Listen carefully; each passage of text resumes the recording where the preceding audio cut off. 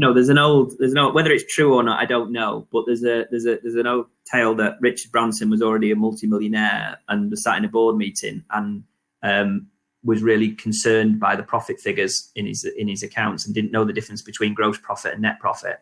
So that's what gives you a feel for how founders are supposed to see finances. I've got a number of significantly wealthy clients who can't read or write very well.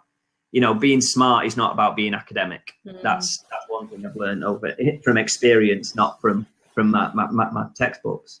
So I think that it's not about being numerical. That said, what a smart person knows how to do is to surround themselves with the right people.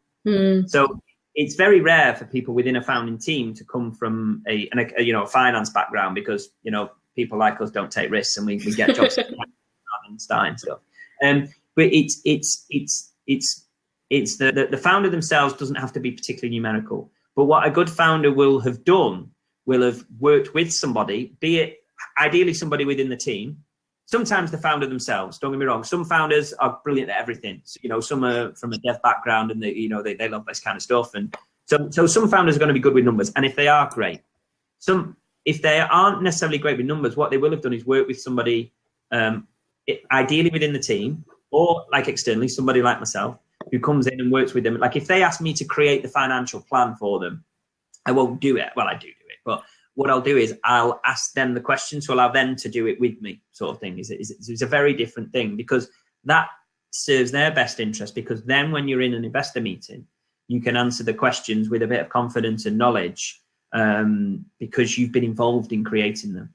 So numerical skills for a founder aren't, key, but having them within the team is highly preferable, and having them just once you ask the right, once you get a feel for this kind of thing, once you ask, where's that number come from? What does that mean? How have you established that?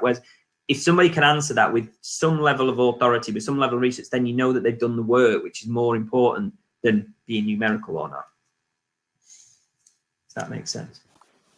Yeah, that makes perfect sense. And I think this second half of that question, we've already kind of touched on a little bit. I think that must have been asked before. The second part of the question was just how important are finances at pre-seed and seed level, which I think. Yeah. I think we have to pre-seed and pre-seed particularly. It is very much finger in the air.